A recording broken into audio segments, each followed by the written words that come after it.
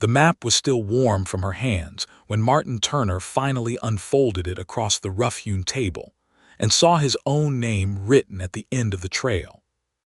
Lavinia Hayes had crossed 700 miles of unforgiving territory, survived a dust storm outside of Abilene, lost her horse to a broken leg near the Red River, and bartered her grandmother's silver brooch for a seat on a rattling stagecoach heading west through Indian Territory. And now, she stood in the doorway of the Copper Creek trading post in the Arizona Territory in the summer of 1878, staring at a man who looked as though he had been standing at the edge of his own life for a very long time, waiting for it to finally begin. "You are Martin Turner," she said. It was not a question. He turned slowly. He had the kind of face that had been weathered by sun and silence in equal measure, strong jaw, dark eyes the color of storm clouds gathering over a mesa, hands that gripped the edge of the table as though the floor had shifted beneath him. He was 31 years old, broad-shouldered and completely unprepared for the woman standing in his doorway. "Who is asking?" he said quietly. "Lavinia Hayes," she replied, stepping inside. "And I believe you have been waiting for me, even if you did not know it yet." She placed the folded map on the table between them.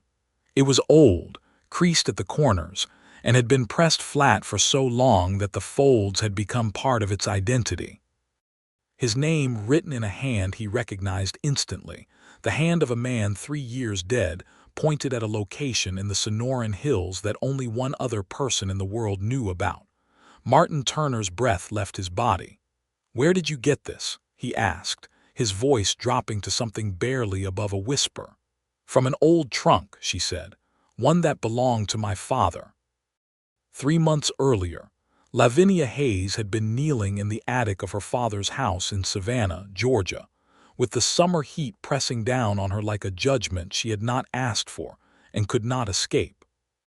Her father, Elias Hayes, had died 6 weeks prior of a fever that swept through the coastal city with the merciless efficiency of a debt collector. He had left her a house with a lien on it, a reputation that was nothing more than a dried flower pressed between the pages of better days, and one locked trunk she had never been allowed to touch.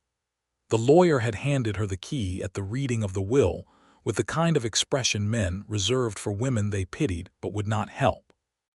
The will itself had been brief and almost indecipherable, the language of a man who had spent 30 years keeping secrets and had only just run out of time to maintain them. What she found inside the trunk changed everything she thought she knew about her own life. There were letters, dozens of them, bundled in twine, written in a hand she did not recognize, addressed to her father and postmarked from various places across the Western Territories between 1864 and 1875. There was a daguerreotype of 2 men standing in front of a mine entrance somewhere in the mountains, squinting into a bright sun. One of them was younger than she had ever seen her father, but she recognized his jaw, his posture, the way he stood as though expecting the world to disappoint him. The other man was someone she had never seen before, tall, lean, with a direct gaze that seemed to reach through the photograph and touch something in her chest. There was a leather pouch containing a folded map, and tucked beneath the map was a letter addressed not to her father but to her. Her name, Lavinia, written in the same unfamiliar hand as all the other letters. She opened it with shaking fingers. The letter was dated March of 1875 and read as follows: "Miss Lavinia Hayes, if you are reading this, then your father has at last done the decent thing and left you the means to find what is rightfully yours. My name is Daniel Turner. I was your father's partner in a silver claim we filed together in the Arizona Territory in the spring of 1864. Your father took my half. He took it through a forged document, a bribed clerk in the Territorial Records Office, and a lie he has maintained for 11 years. I do not write this out of bitterness alone, but because I am dying, and because I have a son who deserves what is his. His name is Martin. He is now 19 years old, and he is building a life in Copper Creek, Arizona Territory. He does not know the full truth. The map enclosed will lead you to the original claim, where I buried a second copy of our original partnership agreement, the one that was never forged. If you are a woman of conscience, you will take that map and give my son what was stolen from him. If you are your father's daughter in the worst sense of that word, you will burn this letter and carry the secret to your own grave. I believe you are better than your father. Prove me right. It was signed, Daniel Turner. Lavinia had sat in that sweltering attic for a very long time after reading the letter. The afternoon light had moved across the floorboards. A mockingbird had sung somewhere outside the window. The full weight of what her father had done, what she had unknowingly benefited from, every dress she had ever worn, every meal she had ever eaten, every year of her education settled over her like a second skin she could not shed. She had been raised in comfort that was bought with stolen silver. The house with the lion on it suddenly felt like a gift she had never deserved, and she made her decision before the sun finished setting. She would not burn the letter. She would not carry the secret. She would do what Daniel Turner had believed she was capable of doing, and she would prove him right even though he was not alive to see it. She sold what she could from the house. She paid the lien from the proceeds and gave the house itself to the bank that held the remaining debt, because it was not truly hers to keep. She kept only what she could carry, her mother's small Bible, 2 practical dresses, a carpetbag, the letter, and the map. She booked passage on a train heading west from Savannah to Atlanta, then to St. Louis, and from St. Louis she had taken the Atchison, Topeka, and Santa Fe Railroad as far west as it would carry her in the summer of 1878. She had ridden a stage coach from Dodge City south and then west, across the brutal open country of the Panhandle and into the New Mexico Territory, switching coaches twice, sleeping upright in jolting darkness, eating hardtack and dried beef and drinking water from canteens that tasted of rust. She had lost her horse, a roan she had purchased in Albuquerque, when it snapped its foreleg in a prairie dog hole outside of a small settlement along the Rio Grande, and she had wept over that animal with a grief that surprised her, because she had not wept over her father. She had walked 2 miles in the heat to the nearest settlement, and hired a traveling merchant named Obadiah Combs to take her as far as Copper Creek in his supply wagon, in exchange for the silver brooch that had been her grandmother's and was likely worth more than the ride. Obadiah Combs had been a quiet man who smelled of tobacco and pine pitch and asked her no questions, and she had been deeply grateful for that. She arrived in Copper Creek on a Tuesday in July of 1878, covered in dust and carrying everything she owned in a carpetbag, and she walked directly to the trading post because it was the first building she saw with a light on inside. And there was Martin Turner, leaning over a table, checking inventory against a handwritten list, completely unaware that the entire direction of his life was about to change. He stared at the map for a long time after she placed it on the table. She watched his face and saw something moving through it that she could not immediately name, something older than surprise, something that had been buried and was now being unearthed with a careful, painful slowness. "My father wrote this," Martin said at last. "Yes," Lavinia replied. "He has been dead for 3 years. I know, I am sorry." Martin looked up at her then, and the full force of those dark eyes hit her like something physical. There was grief in them and anger, but beneath both of those things there was something else, something wary and guarded that she recognized because she had been carrying the same expression in her own heart ever since she had opened that trunk. "Your father was Lavinia Hayes," he said. "He was. Then you know what he did." "I know everything," she said quietly. "That is why I am here, not for myself, for you, to give back what was taken." Martin was silent for a long moment. The trading post was quiet around them, shelves of dry goods, coils of rope, bags of flour and coffee, a mounted elk head above the door, the smell of sawdust and lantern oil. Outside, the last light of the July evening was bleeding into a sky the color of a bruise. "Why?" he asked finally. "You had nothing to do with what your father did. You could have kept this to yourself." "Because I lived 11 years on money that was yours," she said. "And I cannot unhappen that. But I can come here and give you the means to reclaim what was taken, and I can testify to what I found in that trunk, and I can do my best to see that the wrong is made right." Something shifted in his expression. It was subtle, barely perceptible, but she caught it, a fractional easing of the tension around his eyes, the faintest loosening of the iron control he was holding himself with. "You traveled all this way alone," he said. "It was not an accusation. It was closer to wonder." "I had your father's map," she said. "I was not entirely without direction." He looked at her for another long moment, and then, unexpectedly, he almost smiled. It did not quite reach completion. It stopped just short of it, like a sentence interrupted, but it was enough to transform his face into something that made her breath catch in a way that had nothing to do with the 700 miles she had just survived. "You must be hungry," he said at last, "and tired." "Both of those things," she admitted. "There is a boarding house 2 buildings down," he said. "Mrs. Elba Crane runs it. Tell her I sent you. She will give you a room and a meal." He paused. "And tomorrow, when you have slept, you and I are going to go over everything in that trunk together, every letter, every document, and then we are going to ride out to those hills and find whatever my father buried there." "Agreed," Lavinia said. She picked up the map to return it to her carpetbag, but Martin reached out and touched the edge of it gently, not taking it from her, just touching it as though reassuring himself that it was real. "He knew I would need help," Martin said quietly, more to himself than to her. "He always knew I would need help finding it on my own." "He believed in you," she said softly. "He wrote about you with a great deal of love." Martin Turner said nothing more that evening. He simply nodded once, walked her to the door of the trading post, and pointed her in the direction of the boarding house. But she felt his eyes on her back until she was out of sight, and she was almost certain that even after she turned the corner, he was still standing in the doorway watching the space where she had been. Elba Crane was a compact, formidable woman in her mid-40s, who ran her boarding house with the organizational precision of a military operation and the warmth of someone who had spent a lifetime deciding that kindness was more efficient than cruelty.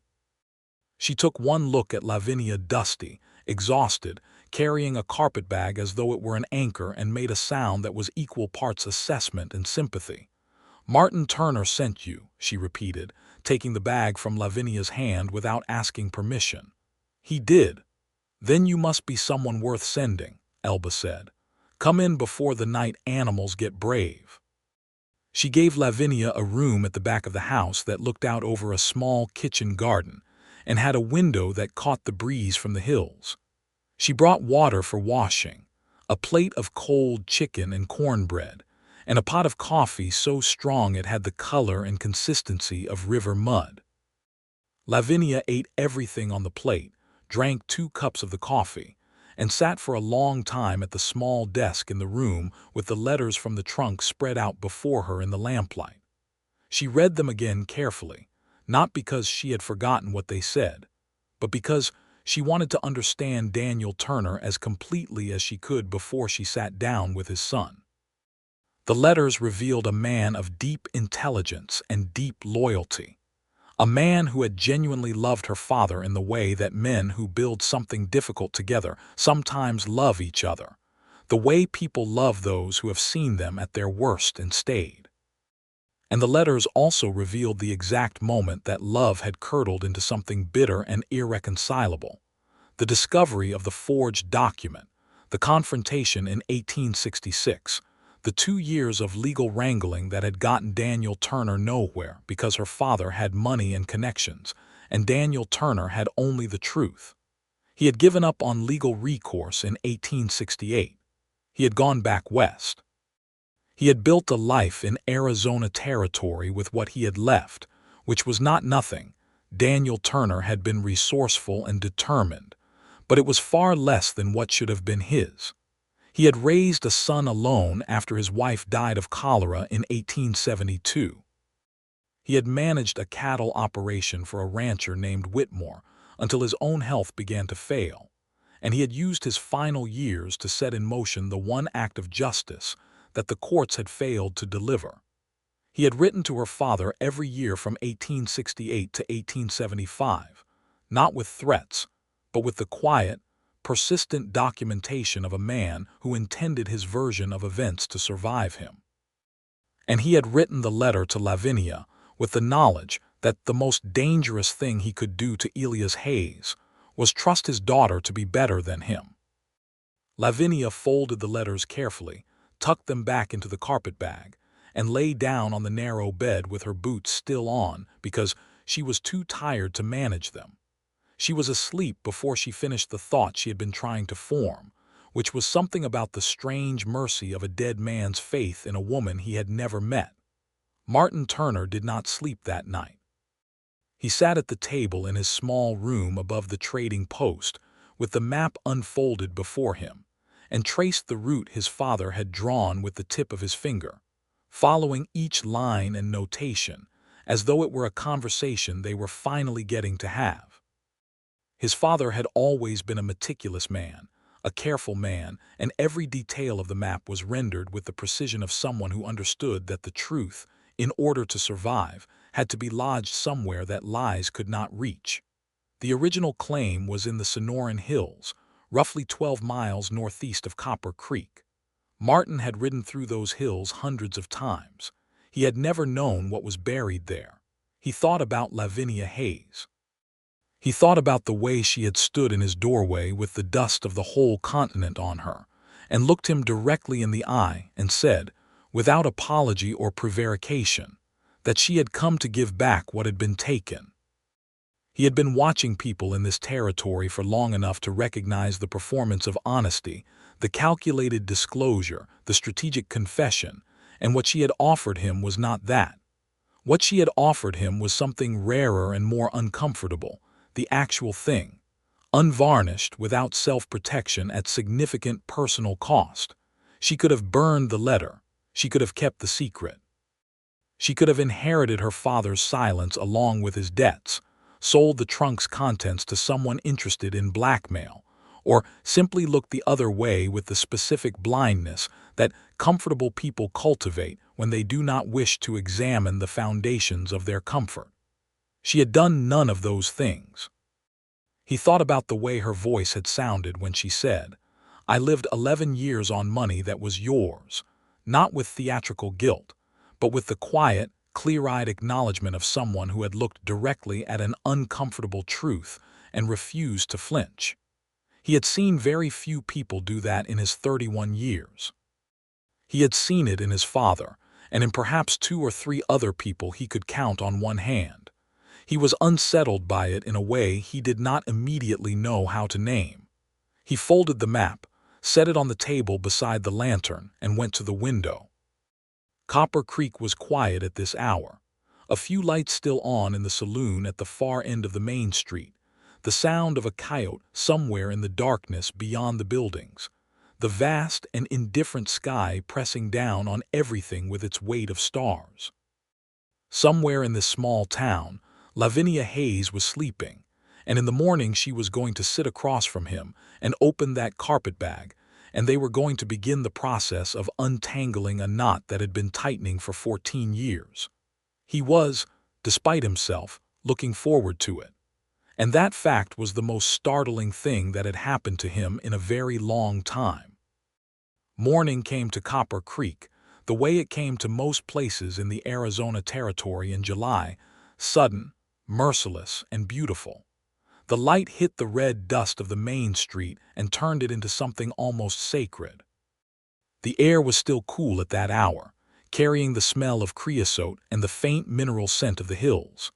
Lavinia was at the trading post door at 7 in the morning, rested and clean, wearing her second practical dress, a deep blue cotton that had traveled relatively well, with her carpetbag on her arm and her hair pinned back in a style that was severe only by convention, not by intention. She found Martin Turner already behind the counter, setting up the day's business with the methodical efficiency of a man who kept his hands busy when his mind was unsettled. He had coffee on the small iron stove in the back room, and he poured her a cup without asking whether she wanted one, which she appreciated because she did. They sat across from each other at the same rough-hewn table where she had placed the map the evening before, and she laid out everything from the trunk between them, The letters, the daguerreotype, the map, Daniel Turner's letter to her, and a small folded document she had found tucked into the lining of the trunk itself, which was a copy of the original mine registration certificate filed in the Arizona Territorial Office in 1864. It had both names on it. It was the document her father had tried to erase. Martin picked up the daguerreotype first. He looked at it for a long time. His thumb moved over the image of his father in a gesture so unconscious and private that Lavinia looked away, suddenly feeling that she was witnessing something that did not belong to her. When she looked back, he had set the photograph down and was reading the registration certificate, his eyes moving quickly, the expression on his face shifting through something complicated. "This is valid," he said. "I believe it is," she replied. "Though it may need to be verified against the territorial records." "The territorial records were altered," he said, setting the certificate down carefully. "My father tried to challenge them in court and the case was dismissed. But this," he touched the edge of the certificate, "this is the original. The notary seal is right. The date predates the forged document my father was shown in court." He looked up at her. "Where was this?" "Sewn into the lining of the trunk," Lavinia said. "I would not have found it if the lining had not already started to come loose. I think my father may have forgotten it was there. Or perhaps he kept it because he could not entirely destroy the evidence of what he had done. Vanity, perhaps, or guilt." "Guilt," Martin said the word as though he were testing it in his mouth. "Your father did not strike me as a man capable of guilt." "I never truly knew my father," Lavinia said. "I knew the face he wore in the house. I knew the man who sat at the head of the table and quoted scripture at Sunday dinners and told me that a woman's greatest virtue was discretion. I did not know the man who stole a silver claim from his partner and spent 11 years lying about it.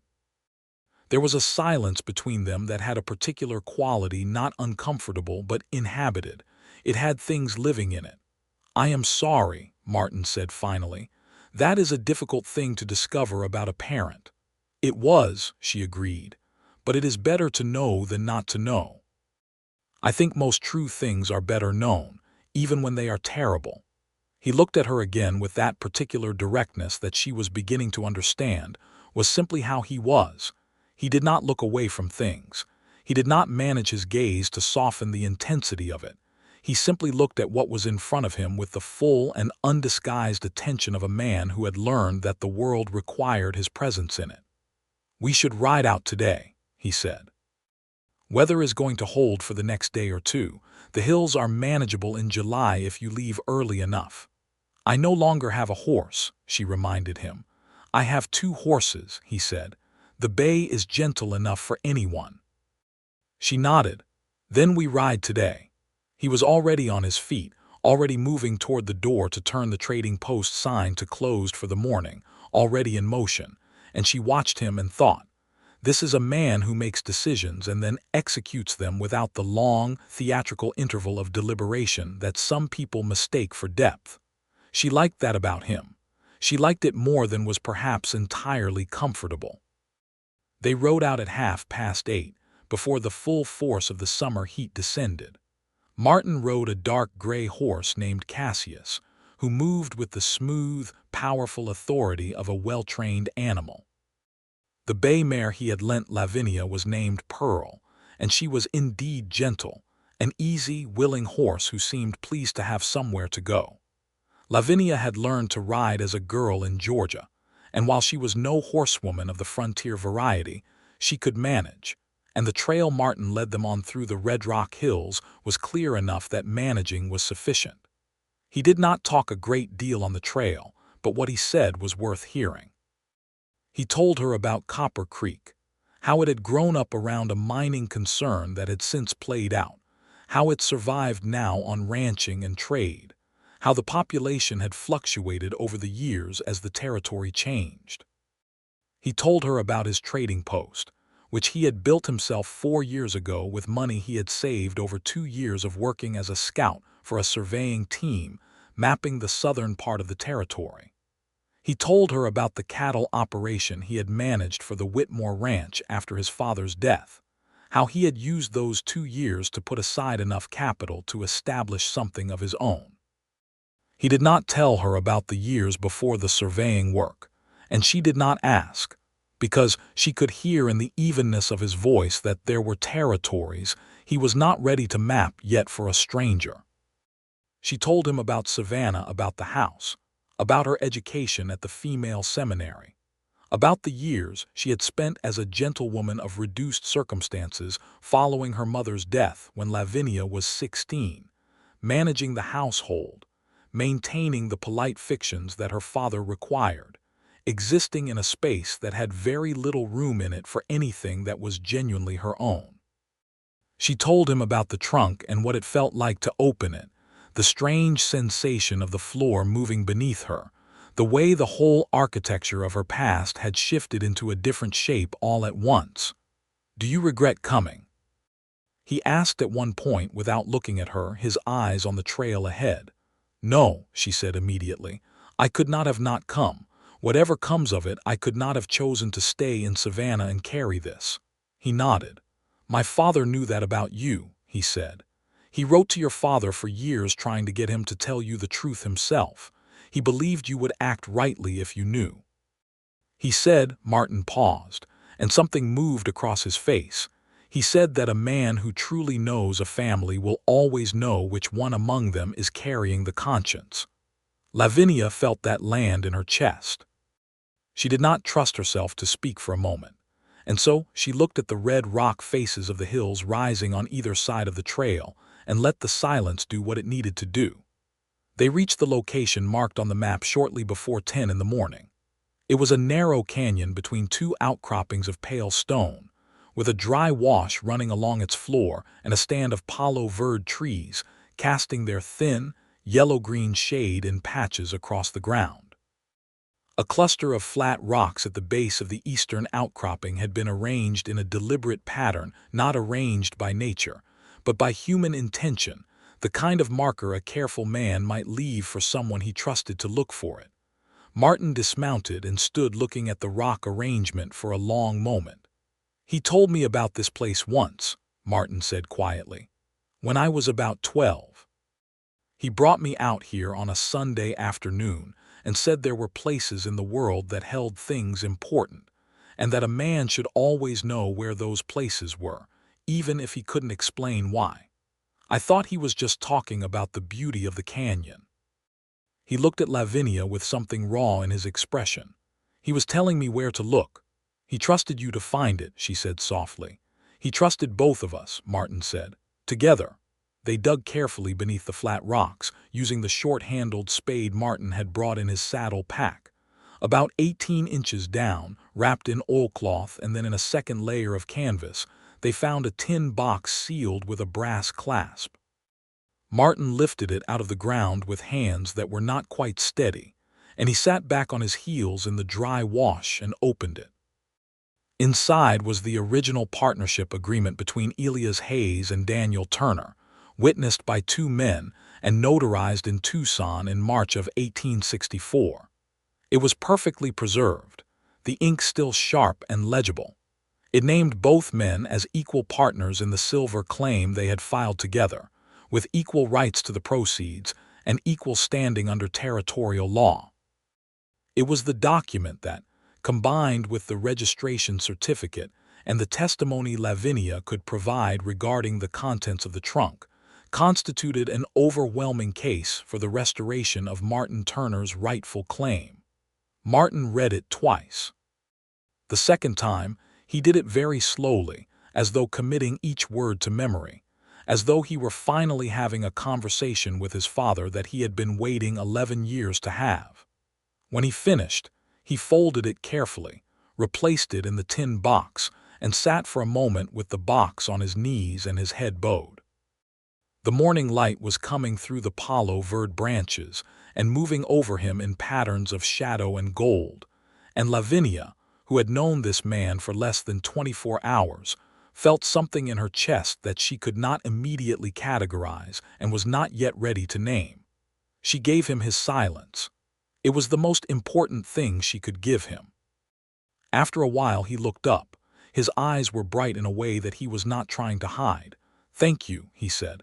"That is not a sufficient thing to say, but it is the truest thing I have." "Your father's letter thanked me in advance," she said gently. "I was only doing what he already believed I would do." "He was a good judge of character," Martin said. "He was the best judge of character I ever knew." They rode back to Copper Creek with the tin box in Martin's saddle pack, and the weight of the morning settling around them into something that was not heavy, but was substantial. The particular density of a situation that has moved through its most acute moment of crisis, and is now beginning to breathe differently.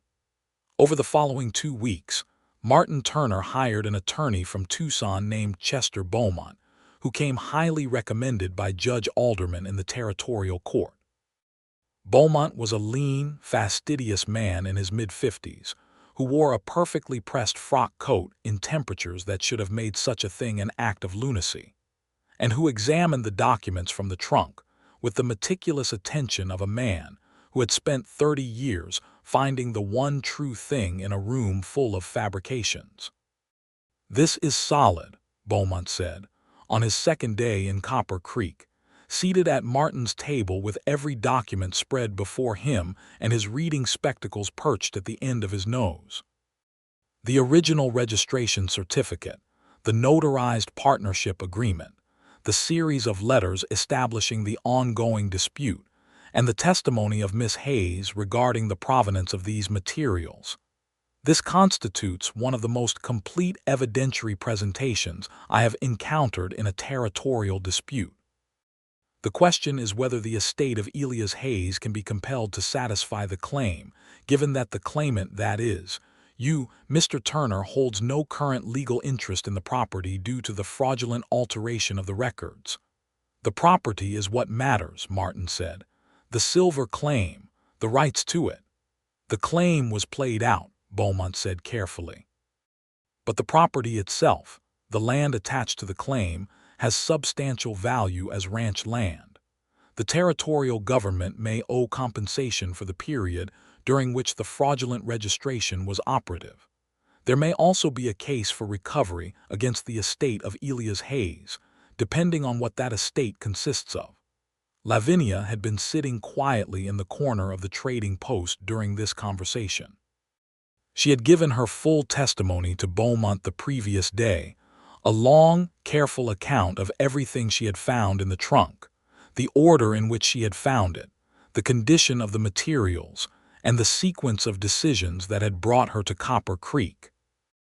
Beaumont had listened to her with the same meticulous attention he gave to the documents, and had asked her twice whether she understood that her testimony would form a central part of the legal action.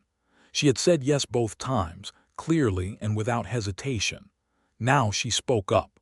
"The estate of Elias Hayes consisted primarily of the house in Savannah and the debts against it," she said. "I have already surrendered the house to satisfy those debts. There were no other significant assets." "My father spent freely." Beaumont looked at her over his spectacles. "You surrendered the house." "Yes," she said, "before you knew that the estate might be subject to a civil claim."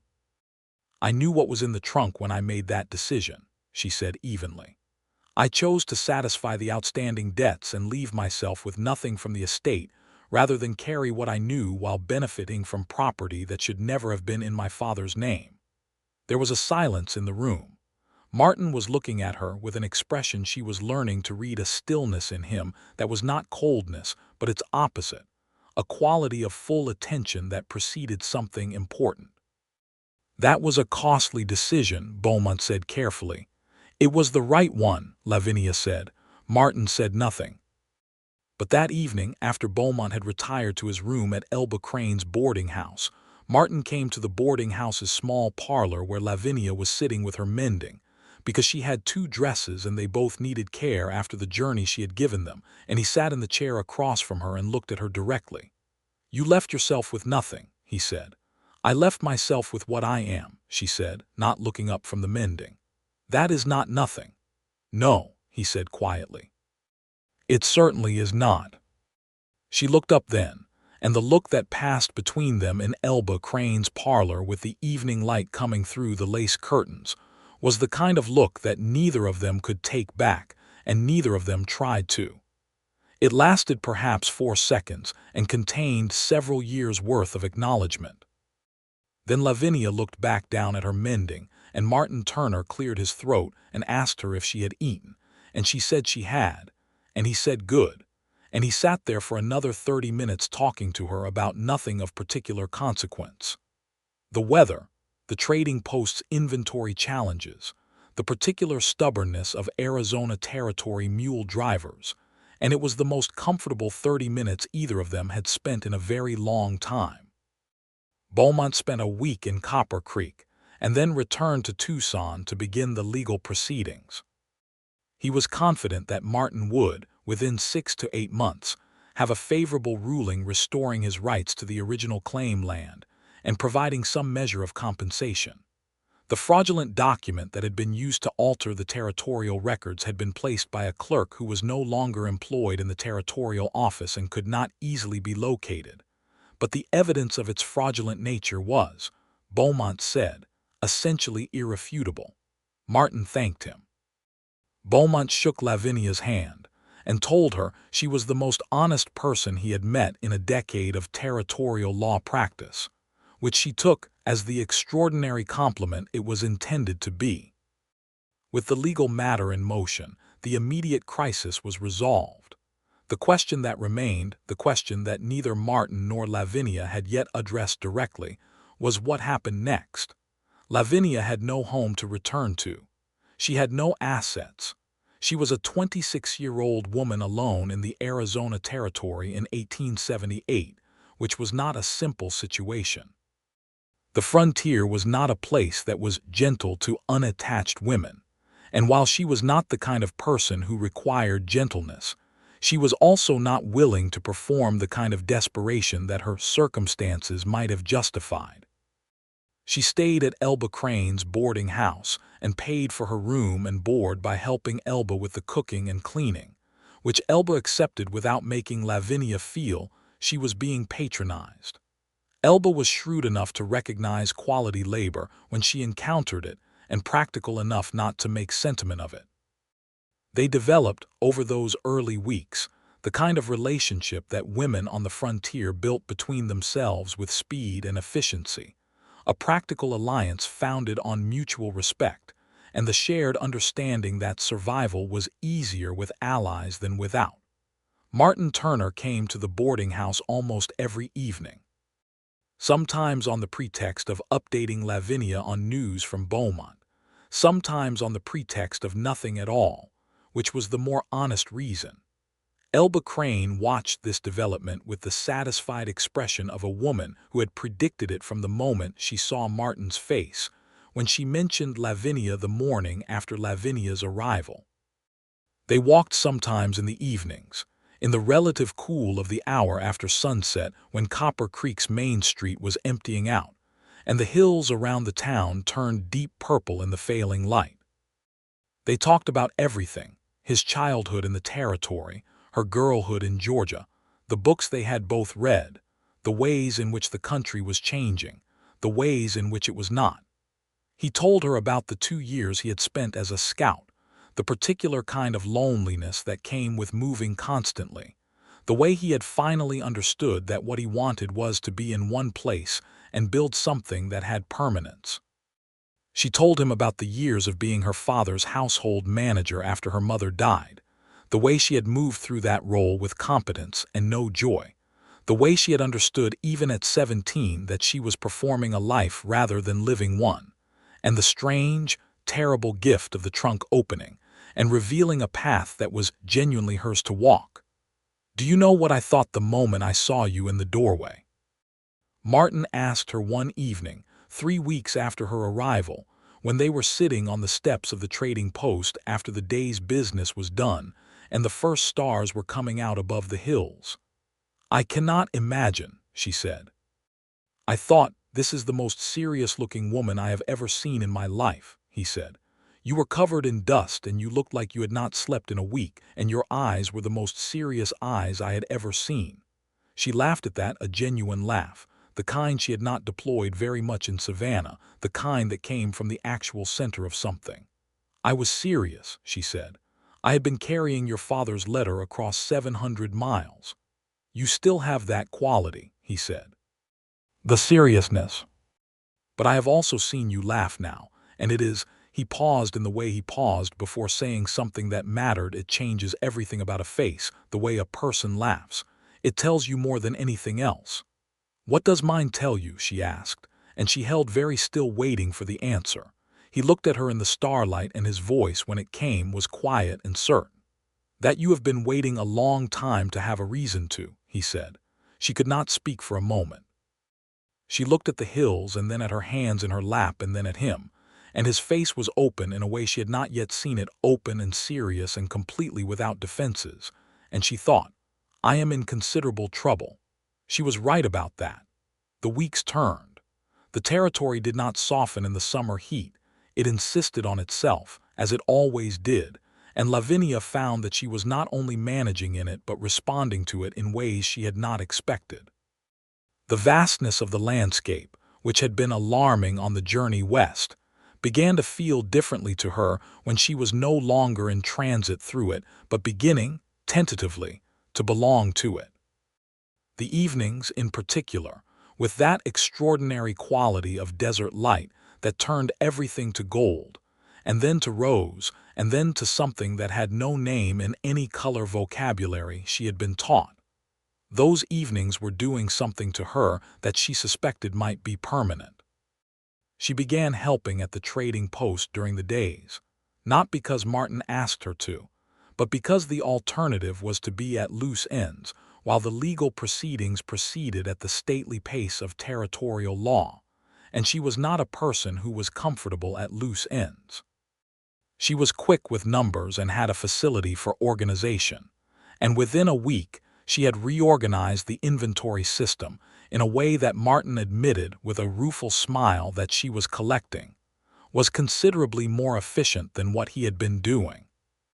The trading post served a range of customers: ranchers, settlers, teamsters passing through, a few Apache families who came in from the reservation to the east and whom Martin traded with respectfully and honestly, maintaining the terms of exchange with a fairness that Lavinia noted and respected. She watched how he interacted with everyone who came through the door, the consistent decency of it, the absence of condescension toward anyone, and she thought about what it meant that a man raised without his rightful inheritance, raised with the knowledge that he had been cheated by the systems that were supposed to protect him, had built something genuine and fair with what he had. She thought about that a great deal. One afternoon in late August, a man came into the trading post who was not a regular customer. He was a heavy-set man in his 40s named Garber, who had come from a ranch 20 miles to the south, and who had heard through the particular telegraph of frontier gossip about the legal proceedings Martin had initiated. Garber's attitude when he came through the door was the specific attitude of a man who has decided he is owed something and intends to collect it, and Lavinia, who was behind the counter when he came in, felt the quality of his presence the moment he entered. "I hear you're trying to claim the old Turner land," Garber said to Martin without preliminary. "I am restoring my father's legal claim," Martin said evenly, "which is a different thing." "It is the same thing to me," Garber said. "I have been running cattle on that land for 2 years. I have a deal with the current owner." "The current registered owner obtained that registration fraudulently," Martin said. "The legal proceedings will address the terms under which any current grazing arrangements are affected." "I am not interested in legal proceedings," Garber said. He was not a physically threatening man exactly, but there was a weight to him, the weight of a man who was accustomed to getting his way through the simple force of his assumption that he would. "Mr. Garber," Lavinia said from behind the counter, in a voice that was perfectly pleasant and absolutely steel. "The legal matter is before the territorial court. If you have a legitimate claim regarding grazing rights, you are welcome to bring that to the attention of Mr. Beaumont in Tucson, who is handling Mr. Turner's case." Any arrangements made in good faith with the legitimate owner of the land will be given due consideration. Is there something from the store I can help you with today? Garber looked at her. He had not expected her, or the quality of her. He looked at Martin, who was watching him with the calm attention of a man who has decided not to be moved. Garber bought a pound of coffee and a coil of rope and left without further comment. After the door closed behind him, Martin looked at Lavinia for a long moment. "That was very well done," he said. "I have had practice managing difficult men," she said, returning to the inventory ledger. "My father had business associates." He laughed at that, a real laugh, full and genuine, and she felt it in her spine and thought, "Yes, I am absolutely in considerable trouble." September brought a change in the light and a cooling in the morning air that was like being forgiven for August. Copper Creek settled into its autumn rhythms, and Lavinia settled into Copper Creek with a thoroughness that surprised her and stopped surprising her at around the 6-week mark, when she admitted to herself that she did not want to leave. She had no particular plan. She had, as she had told Beaumont, very little material resource. What she had was a room at Elba Crane's, a de facto position at the trading post that Martin paid her for. He had insisted on that with a firmness that she had eventually stopped arguing against, because she could see that his pride required him to pay her properly, and she respected his pride, and the increasingly inescapable fact that Martin Turner was the most interesting person she had ever met. He was not effusive. He was not the kind of man who said romantic things freely or performed his feelings in the ways she had been taught to expect. But he was deeply present. When she spoke, he listened with the entirety of himself. When she was troubled, he seemed to know it before she said anything and would appear quietly, with coffee or a relevant question, or simply the offer of his company with no strings attached to it.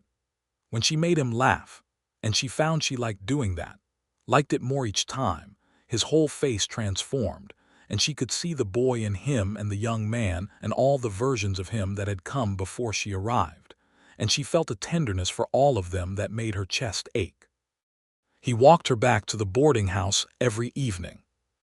One night in mid-September, at the point where the main street met the side path to the boarding house, the point where he usually said good night and turned back toward the trading post, he did not say good night. He stood there in the cooling evening air with the stars very clear above them and looked at her and said, "I would like to ask you something." "Then ask," she said. "I would like to know whether you intend to stay in Copper Creek," he said. "Not because the legal proceedings require it. Beyond them." She took a breath. "I would like to stay," she said carefully, "if there is reason to." "I would like to give you reason to," he said, "if you are willing to let me." There was a pause that was not empty but full of everything they had been building toward for 6 weeks. The accumulated weight of evenings on trading, post steps and conversations about books, and the shared experience of that morning in the canyon when they had opened a tin box together and found a truth that had been waiting a very long time to be found. "I am willing to let you," she said. He reached out then and took her hand carefully, deliberately, with the full attention that was simply his nature, and held it for a moment in the evening air, and it was somehow both exactly what she had expected and more than she had been prepared for. "I should tell you," he said, "that I am not a man who makes promises easily, but when I make them, I keep them." "I know that," she said. "I have been watching you. And I should tell you," he continued, "that I was ready to spend my life alone rather than spend it with someone I could not respect completely." "I understand that too," she said softly. "I respect you completely," he said, "more than I have respected anyone outside my own father." She felt tears threaten and refused them, not because she was ashamed of them but because she did not want to spend this particular moment blinking. "Martin," she said, "I think your father knew exactly what he was doing when he put my name on that letter." Martin Turner looked at her in the starlight and said, very quietly, "I think he did too." They stood there for a long time before she went inside. October arrived, and with it came a letter from Chester Beaumont in Tucson that transformed everything in the space of the time it took Martin to read it aloud to Lavinia at the trading post counter. The territorial court had issued a preliminary ruling in favor of Martin's claim, finding the original registration fraudulent and restoring the Turner claim to its rightful status. The full compensation proceedings would continue, but Martin was now the legal owner of the land in the Sonoran Hills, the land his father had filed on with Lavinia Hayes in the spring of 1864, and the territory acknowledged its obligation to address the period of fraudulent record-keeping. It was not everything that justice would have looked like if it were perfect. Justice rarely is, but it was substantial. It was real. It was the thing Daniel Turner had spent years trying to achieve through every legitimate channel available to him and had been denied. And now his son had it in a letter on a Tuesday morning in October of 1878, and it had been made possible by the courage of a woman from Georgia who had opened a trunk she had been told never to touch. Martin read the letter twice, set it on the counter, and looked at Lavinia. "We should celebrate," she said. "We should," he agreed. Elba Crane made a dinner that evening that surpassed all her considerable previous efforts: roast beef and sweet potatoes, and a dried apple pie that tasted like an argument for staying alive. Several of the regular customers from the trading post came, because Martin was the kind of man whose good news people genuinely wanted to share in, and the trading post parlor extended into the street with a few borrowed chairs and tables held a gathering that was, by Copper Creek standards, genuinely festive. At some point in the evening, when the noise had settled into the comfortable hum of full bellies and good company, Martin found Lavinia standing at the edge of the gathering looking out at the hills, which were dark and enormous under a sky that had more stars than seemed reasonable. He stood beside her, and they were quiet for a moment. "My father would have liked you," he said. "I know a great deal about him from his letters," she said. "I think I would have liked him too. He had this quality," Martin said thoughtfully, "of seeing what was possible in people before they could see it themselves. Not in a naive way. He was not naive. He understood exactly what people were capable of, good and bad, but he chose to see toward the good. He staked things on it." "He staked this on it," Lavinia said gently. "He staked everything on it," Martin said. He turned to look at her. "I am glad he did." She met his gaze and felt the full warmth of it and thought, "I am glad too. I am so very glad." November came in cold and clear, and Martin Turner asked Lavinia Hayes to marry him on a Sunday morning after church.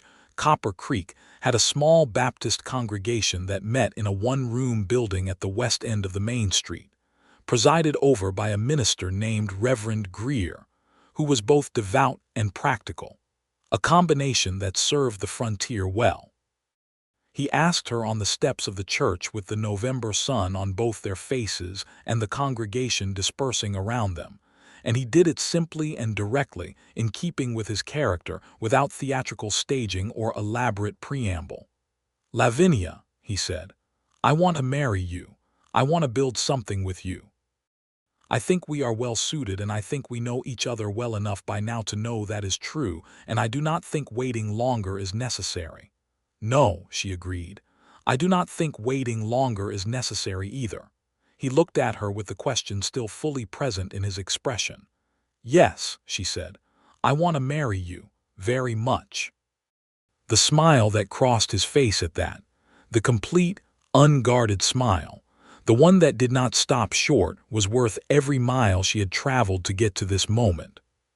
She thought of the trunk, the map, the letter written by a man who had believed in her before he died, and she felt the extraordinary continuity of it all, the way one act of courage at the right moment could unspool a future that had been locked away for years.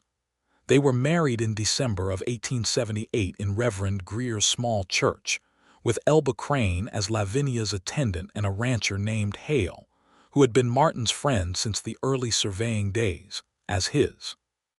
Lavinia wore her best dress, which was not the blue cotton but a pale green wool she had acquired in Tucson during a supply run in November, altered carefully to serve as something worthy of the occasion. She carried dried wildflowers that Elba had arranged with the serious artistry she brought to everything. Martin wore his best coat and a new shirt, and looked at her when she came through the door of the church with an expression that made Reverend Greer smile before he had even said a word. The ceremony was simple, and the vows were the traditional ones. And when Martin took her hand during them, his grip was firm and warm and permanent feeling, the grip of a man who meant exactly what he was saying. After the ceremony, there was a gathering at the trading post again.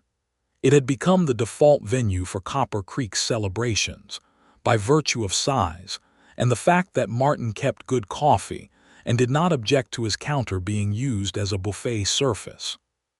People came who had never met Lavinia before December, and who had heard the story of how she had arrived in a cloud of dust with a carpetbag and a dead man's map, and changed Martin Turner's life, and they greeted her with the specific warmth of a community that was genuinely glad for one of its own.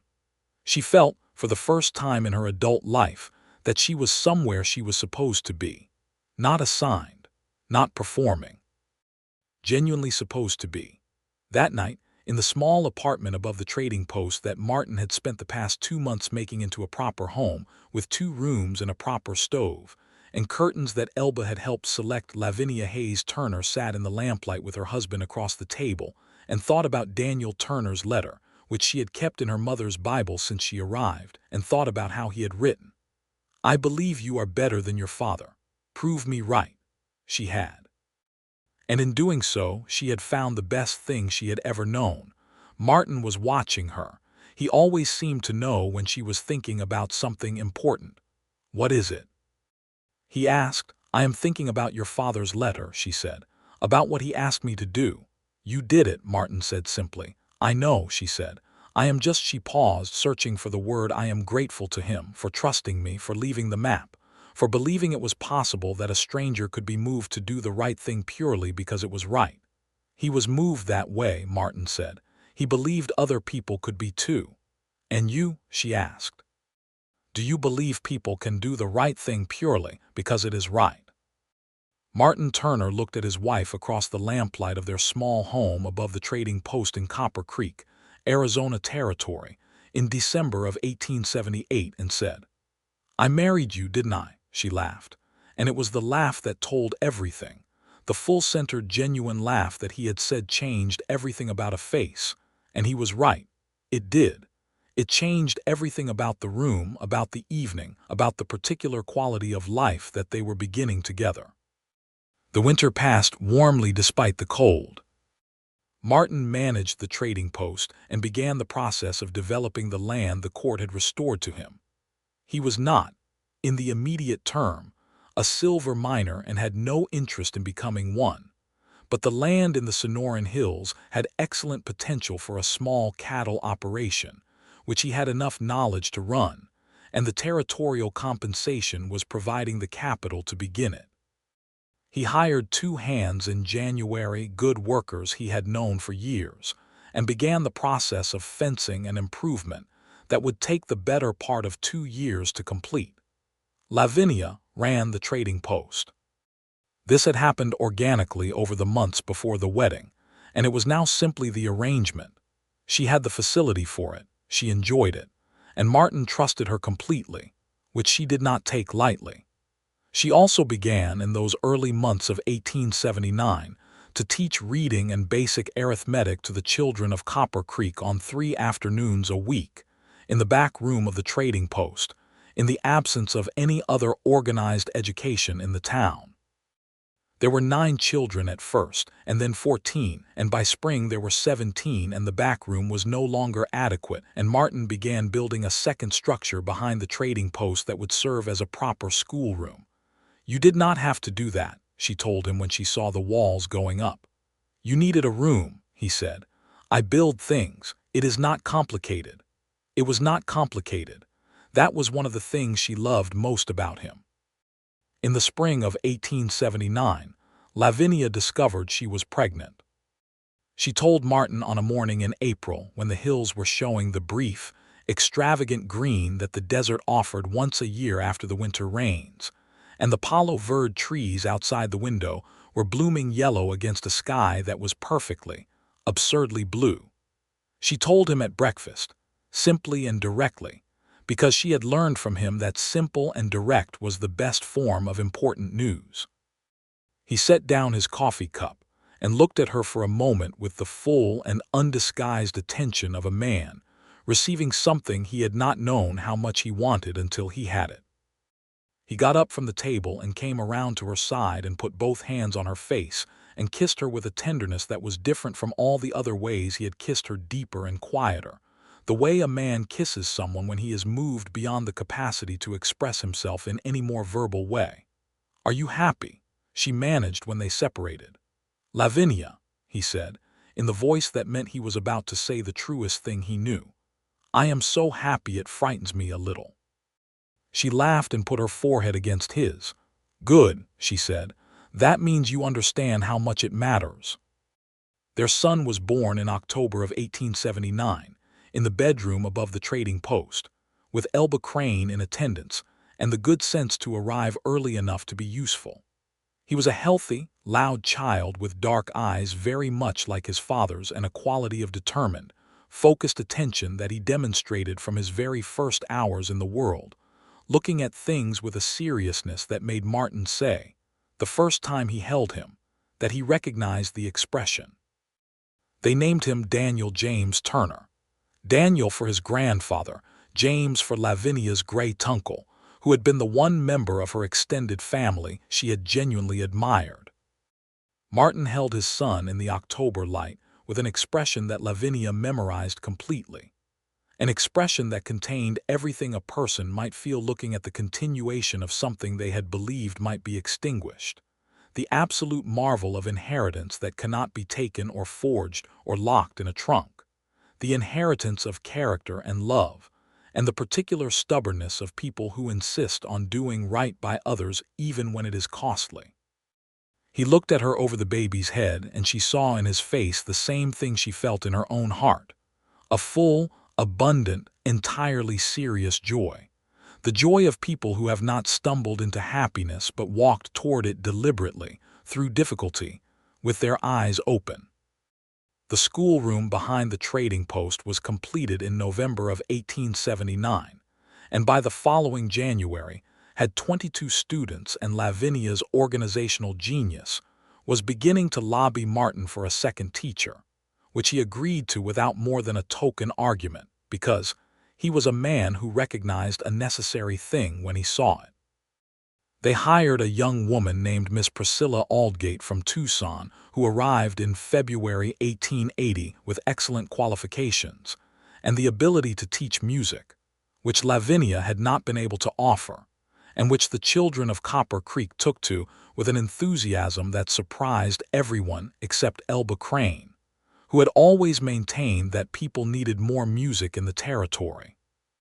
The legal proceedings concluded in the spring of 1880 with a final settlement that provided Martin with compensation sufficient to fully fund the cattle operation in the Sonoran Hills, which was by then already showing every sign of becoming a successful enterprise. Beaumont wrote a letter that was both legally precise and personally warm, congratulating Martin on the resolution of a case that had, Beaumont said, reminded him why he had gone into territorial law in the first place. Martin read the letter at the trading post counter with Daniel on his knee. The baby was 7 months old and had developed the habit of grabbing at whatever was in his father's hands with the focused, single-minded intensity that characterized everything he did. Martin had to hold the letter above the baby's reach to finish reading it, which meant he was reading it with one arm raised and the other wrapped around his son. And Lavinia watched this from across the counter and felt the kind of love that is not sharp or urgent but deep and constant, the kind that accumulates quietly and becomes more instead of less. She thought about the map. She thought about the trunk. She thought about the day she had knelt in that sweltering Savannah attic and found a dead man's letter addressed to her, trusting her with something he could not accomplish himself. She thought about the 700 miles. She thought about standing in the doorway of this trading post on a July evening with the dust of the whole continent on her, and the map in her carpetbag, and her whole life changed, but not yet knowing it, looking at a man who had been waiting, though he did not know it either, for exactly this. She thought about how the right thing and the best thing had been, in this case, the same thing. She thought about what a remarkable gift that was, and how rarely it happened, and how it was worth any distance to get to. In the summer of 1880, Lavinia and Martin rode back to the canyon in the Sonoran Hills, just the two of them, on a Sunday morning, with Daniel safely in Elba Crane's formidable care. They tied the horses in the shade of the Palo Verde trees and walked to the place where they had dug together, where the flat rocks were still arranged in Daniel Turner's deliberate pattern, where the dry wash still traced its quiet line through the pale stone. Martin had brought the tin box from the trading post. He had been keeping it on the shelf above his desk, which he never discussed and did not need to. He set it on the flat rocks and opened it and took out the partnership agreement, which he had read many times by now and knew nearly by heart. He held it for a moment and then set it back in the box and looked at the canyon walls and the sky above them and said nothing. Lavinia stood beside him and waited. She was good at waiting. She had learned it from him, or perhaps she had always known it and simply not had reason to use it until now. After a while, Martin spoke. "He would have been happy," he said. "My father, he would have been so happy." "He was a man who believed in the future," Lavinia said. "This is the future he believed in. You and Daniel and the school and the cattle," and he stopped. And she could hear in his voice that he was feeling the weight of it the way she sometimes did, not as a burden but as a kind of abundance, the weight of richness. "And all the rest of it still to come," she said. He turned to look at her with the full attention that was still, after 2 years of marriage, not something she was entirely accustomed to, the full, clear, undisguised look of a man who sees exactly who he is looking at and is glad about it. "All the rest of it still to come," he agreed. He took her hand and they stood in the canyon in the summer light and let the silence be what it was, not empty, not waiting, but full and sufficient and their own. In the autumn of 1881, they had a second child, a daughter this time, who arrived in September with the same dark eyes as her father and brother, but her mother's expression of serious, focused attention, and who cried with a volume and determination that suggested she had strong opinions about the world and intended to share them regularly.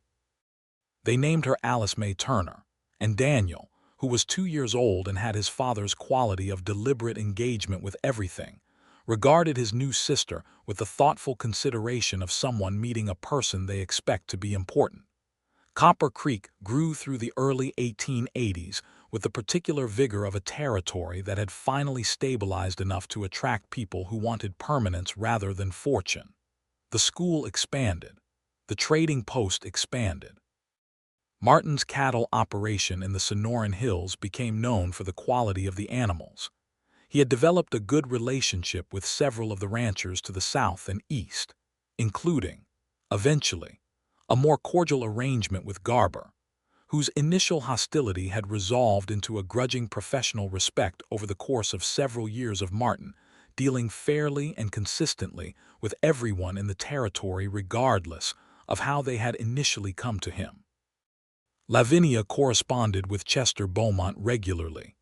He had become, in the way of people who share important history, something like a friend, and through him she learned that one of the men her father had bribed in the Territorial Records Office had eventually confessed to his part in the fraud, in the process of clearing his conscience before his own death. The confession was not legally actionable at that late date, but it was documented and added to the historical record that Beaumont maintained, and Lavinia found that it mattered to her the existence of that documentation, the fact that the truth was somewhere on record in its full form. Her father's story was not hers.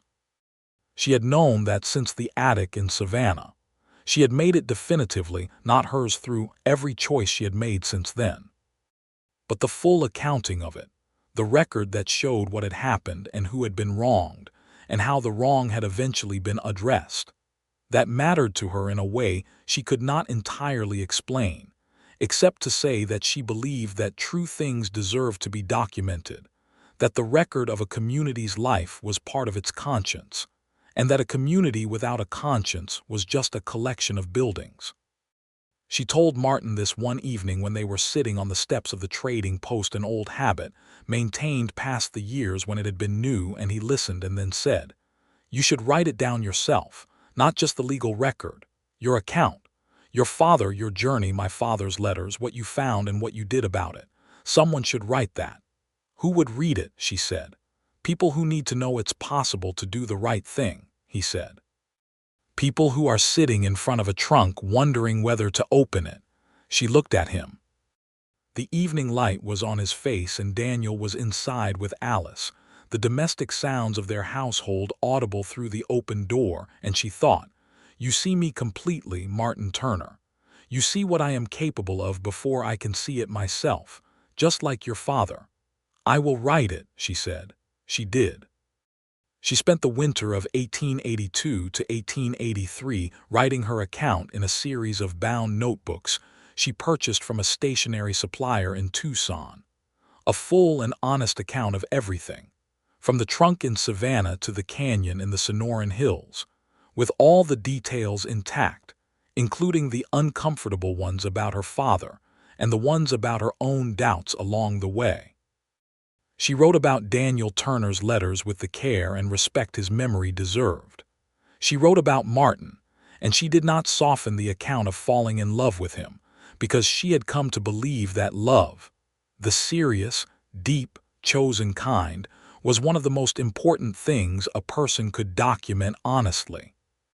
When it was done, she gave it to Martin to read, which he did in 2 evenings, seated at the desk in their apartment above the trading post while she pretended to read and actually watched his face without letting him know she was doing it. When he finished, he set the notebooks down and looked at her and said, "This is the truest thing I have ever read."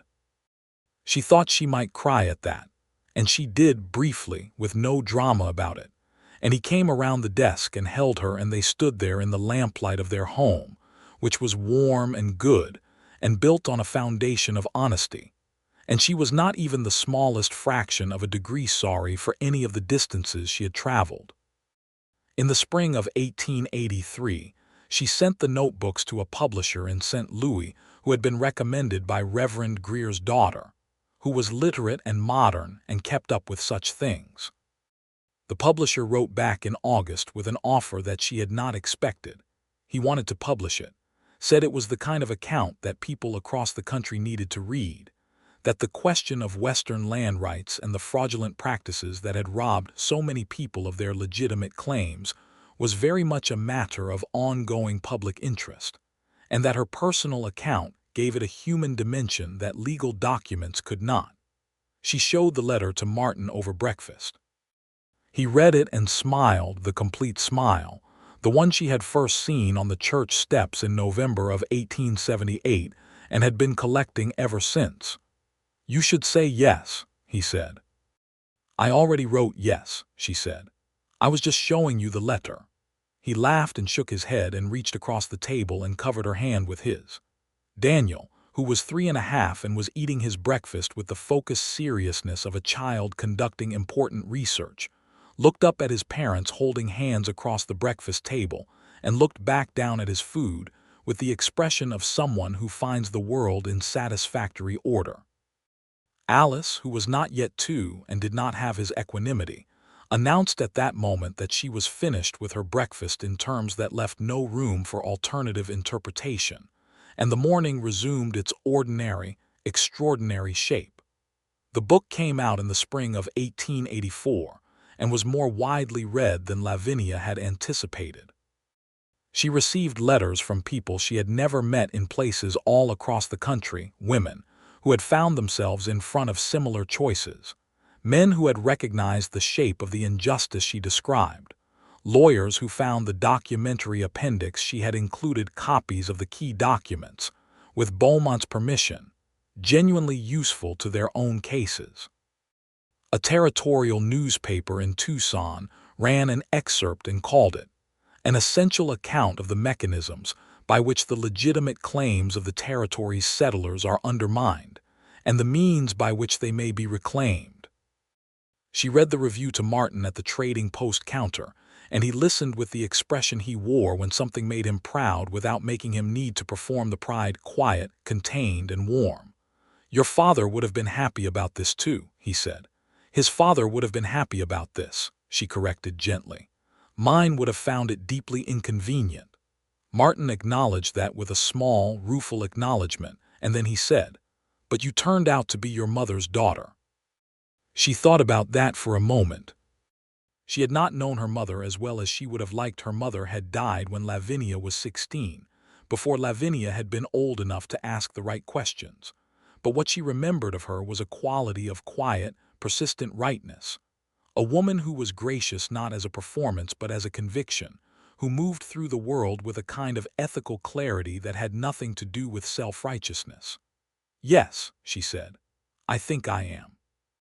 By 1885, Copper Creek had a proper school building, not the extension behind the trading post, which had become the town library, but a proper dedicated structure with 2 classrooms, built largely with the proceeds from the sale of Martin's first major cattle lot, and with the labor of half the town, who had turned the building of it into a communal effort because it was that kind of town. Lavinia was its principal teacher, and Miss Aldgate, now Mrs. Priscilla Fowler, having married a mild-mannered mining engineer the previous year, continued as her colleague and friend. There were 38 students by 1885. There was a small lending library. There was a tradition of Friday afternoon reading, where Lavinia read aloud to the children from whatever book she was currently working through herself, because she had decided early on that the best thing she could do for children was demonstrate that she herself was still learning, still curious, still willing to be surprised by a book. Martin's cattle operation had grown into something genuinely substantial by 1885.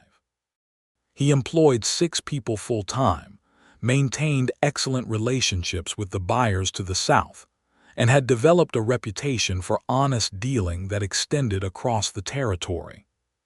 He and Lavinia had by this time accumulated a modest but real prosperity, not the stolen kind, not the kind that required pretending something was different than it was, but the kind that came from consistent honest work and careful management and 2 people working in true partnership.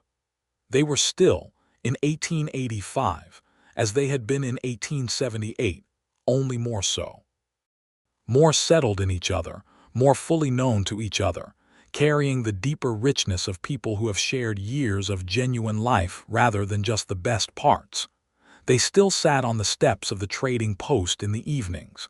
They still talked about everything. He still looked at her with the full, direct, undisguised attention that had been the first thing she had noticed about him, and that she had decided, at some point in the first weeks of knowing him, was the thing she least wanted to live without. The daguerreotype of the 2 men at the mine entrance, Elias Hayes and Daniel Turner, squinting into the sun of 1864, hung on the wall of the apartment above the trading post. Lavinia had framed it properly, in Tucson, in the first year of their marriage. It hung beside a photograph taken of their family at a portrait studio in Tucson in 1882, Martin and Lavinia and Daniel, who was 2 and had not wanted to be still, and Alice, who was 7 months old and was asleep in her father's arms. The 2 images side by side told, she thought, most of the important story, the theft and the restoration, the broken thing and the mended one, the long chain of consequence that led from one man's wrong decision to another woman's right one, from a forged document to a true life. Daniel Turner the elder had believed it was possible. He had believed it so strongly that he had organized his death around it, leaving behind maps and letters and the folded document in the oilcloth wrapper, and a letter addressed to a woman he had never met, trusting her with the most important thing he had left. He had been right about her. She had been right to come. And the man who had been waiting, though he had not known he was waiting, had been exactly worth the 700 miles. In the autumn of 1885, 7 years after Lavinia Hayes had first walked through the door of the Copper Creek trading post with a folded map in her carpetbag and a dead man's faith in her character, She sat on the steps of the trading post with her husband in the evening light, and they could hear Daniel inside working on his reading. He was a serious reader, their Daniel. The kind of child who read past his bedtime and negotiated for additional time with the earnest strategic intelligence of someone who understood that the best arguments were the ones you did not have to repeat. And Alice was somewhere in the back garden with Elba Crane, who had become as close as a grandmother to both children and who spent Sunday afternoons with the family with the comfortable permanence of a person who belongs somewhere. The hills beyond Copper Creek were turning their autumn colors pale gold and deep rose against the rock face, the particular autumn of the high desert, nothing like Georgia but completely, irreversibly beautiful. Martin was quiet, which meant he was thinking. She waited.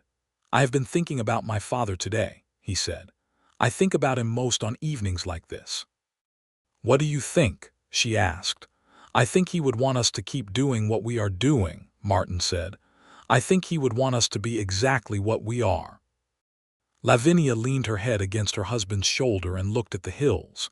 "We are exactly what he believed we could be," she said. "Both of us."